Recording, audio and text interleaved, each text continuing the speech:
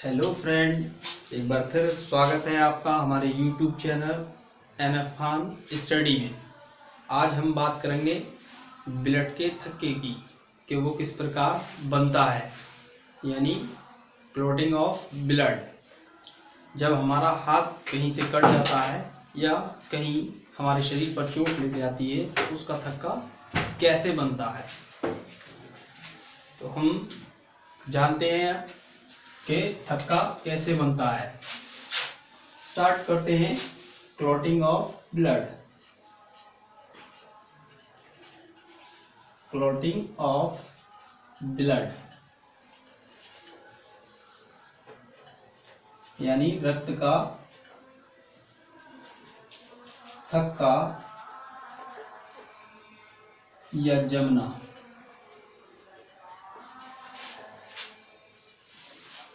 तो ब्लड का थक्का 4 स्टेपों में जो है तैयार होता है, या फिर हम कह सकते हैं कि 4 श्रेणियों में बनता है।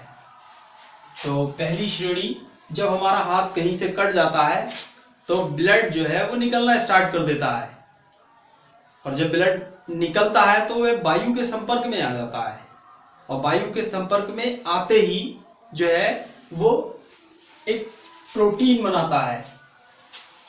बात करते हैं हम, जब हमारा हाथ कहीं से कटता है तो ब्लड निकलता है, ब्लड से प्लेटेलेट निकलती हैं, यानी प्लेटेलेट्स निकलती है जिसे हम थ्रोम्बोसाइट कहते हैं। तो थ्रोम्बोसाइट जो है संपर्क में आ जाता है। पहली स्टेप में बात करेंगे हम थ्रोम्बोसाइट की। थ्रोम्बोसाइट वायु के संपर्क में आते ही थ्रोम्बोप्लास्टिन बना लेता है। क्या बनाता है? थ्रोम्बोप्लास्टिन बना लेता है। और ये थ्रोम्बोप्लास्टिन जो हमारे प्लाज्मा में उपस्थित प्रोटीन है, कौन से प्रोटीन? मैंने पार्ट 1 में बताया था कि प्लाज्मा में 2 प्रकार के प्रोटीन पाए जाते हैं, एक प्रोथ्रोम्बिन और एक फाइब्रिनोजेन। तो उनके साथ अब ये क्रिया करेगा। प्लाज्मा में कौन 2 प्रोटीन है? एक प्रोटीन है प्रोथ्रोम्बिन, ये प्रोथ्रोम्बिन से क्रिया करेगा।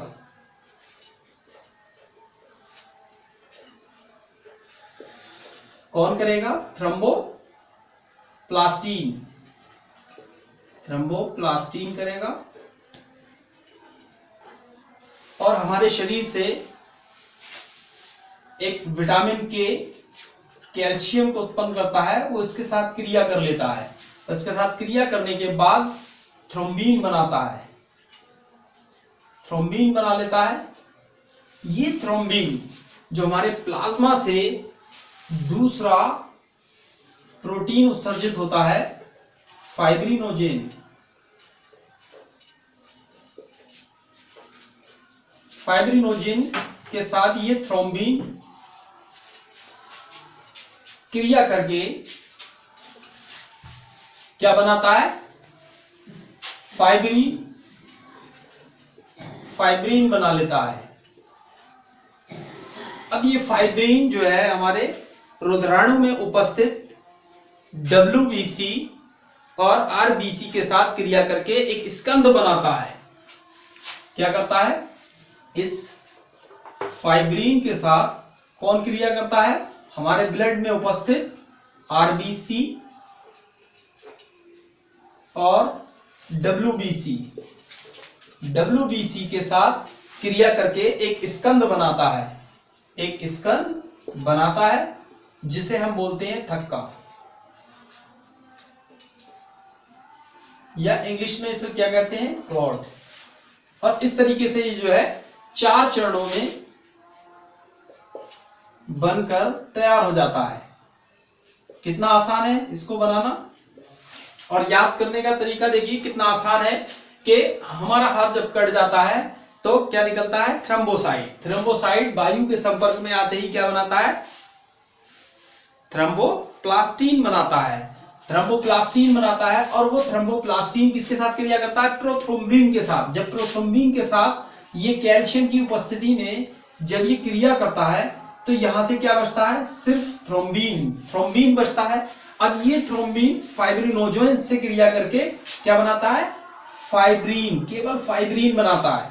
अब फाइब्रिन जो है वो आरबीसी और डब्ल्यूबी से क्रिया करके क्या बनाता है, स्कंद, जिसे हम क्या कहते हैं, थक्का। कितना आसान है, बिल्कुल आसान तरीके से हम इसको समझ सकते हैं। कंपटीशन में ये कई बार क्वेश्चन पूछा गया है, ब्लड का थक्का जो बनता है वो उसमें जो तत्व आता है काम में, या तत्व जो प्रयोग में आता है, तो वो कौन सा है, कैल्शियम।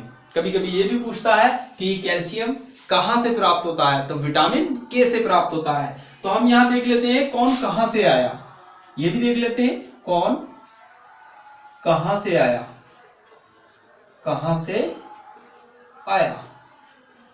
अगर हम देखें कौन कहां से आया, तो फर्स्ट नंबर पर अगर हम देखें तो प्रोथ्रोम्बिन,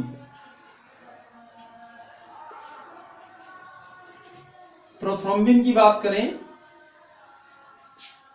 तो ये हमें यकृत से प्राप्त होता है। यकृत यानी लीवर, लीवर से प्राप्त होता है।